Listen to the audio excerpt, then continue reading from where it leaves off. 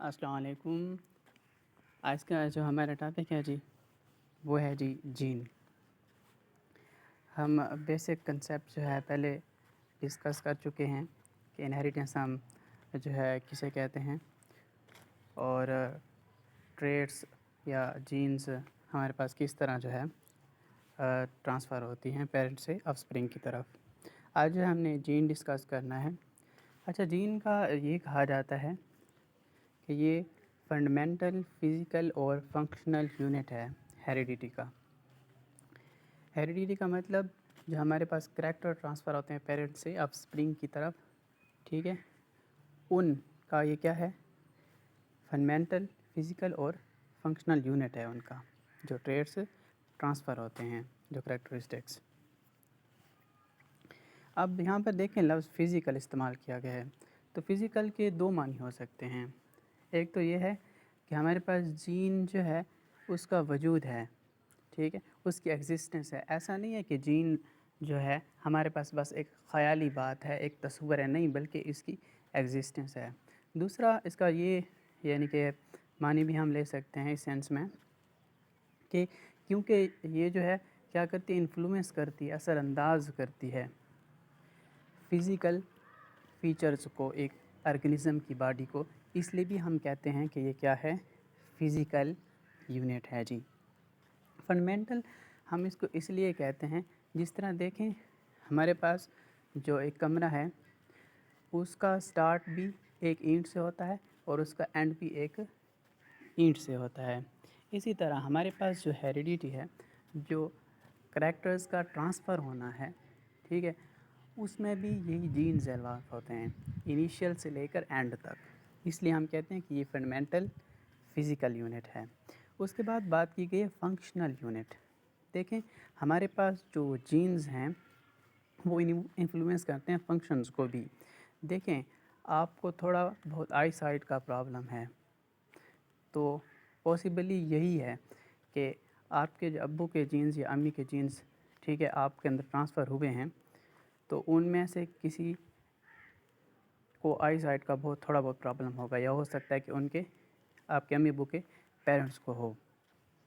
تو انہوں نے کیا کیا، جینز نے کیا کیا، فنکشن کو انفلوئنس کیا، فنکشن کی جو ایفیشنسی تھی ان کو کیا کیا، انفلوئنس کیا، تو اس لیے ہم اس کو فنکشنل یونٹ بھی کہتے ہیں کریکٹرز کا، ہیریڈیٹی کا۔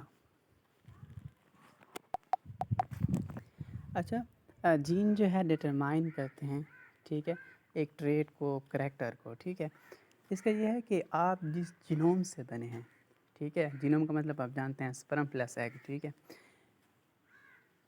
اور اس جینوم میں، ٹھیک ہے، جس قسم کے، جس ٹائپس کے، ٹھیک ہے، جس اسٹرینگتھ کے، جس ایفیشنسی کے جینز تھے، ٹھیک ہے، وہی آپ کے اندر ابھی یعنی کہ اپیئر ہو رہے ہیں، ابھر کر نظر آ رہے ہیں۔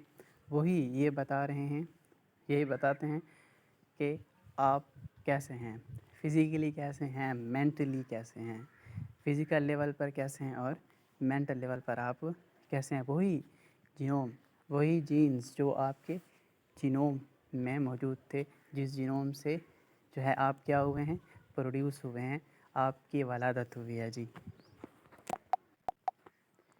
اب بات آتی ہے کہ ایگزیکٹلی جین کیا ہوتا ہے۔ پہلے تو ہم نے اس کی انالوجی کی بات کی تھی کہ جینز ہمارے پاس کیا ہیں، ڈائمنڈس کی طرح ہوتے ہیں، ٹھیک ہے جی۔ لیکن یہاں پر ہم ایکچوئل میں دیکھیں گے کہ ایکچولی میں جین ہمارے پاس کیا ہوتے ہیں۔ تو جینز ہمارے پاس کیا ہیں، سیگمنٹس ہیں ڈی این اے کے، پارٹس ہیں ڈی این اے کے، ٹھیک ہے جی۔ تو اب ہم نے یہ سمجھنا ہے کہ یہ ڈی این اے کیا ہے۔ جینز ہمارے پاس کیا ہیں، سیگمنٹس ہیں، پارٹس ہیں، پیسز ہیں ڈی این اے کے۔ ڈی این اے کیا تھا ہمارے پاس، پولی نیوکلیوٹائڈ تھا، یعنی کہ بہت سے نیوکلیوٹائڈز سے بنا ہوا تھا۔ تو کیونکہ یہ سیگمنٹ ہے ڈی این اے کا جین، تو ظاہری بات ہے ہمارے پاس جو تو کچھ نمبرز آف نیوکلیوٹائڈز ہمارے پاس کیا ہوں گے، وہ سیگمنٹ بناتے ہیں نا ڈی این اے کا۔ ظاہری بات ہے کہ کچھ ہمارے پاس نیوکلیوٹائڈز کیا بناتے ہیں، سیگمنٹ آف ڈی این اے بناتے ہیں۔ ہیں तो हमारे पास जीन क्या हैं, सेगमेंट हैं डीएनए के। अब स्पेसिफिकली अगर हम देखें तो इसमें दो चीज़ें हैं, एक सीक्वेंस है और एक नंबर ऑफ न्यूक्लियोटाइड्स हैं।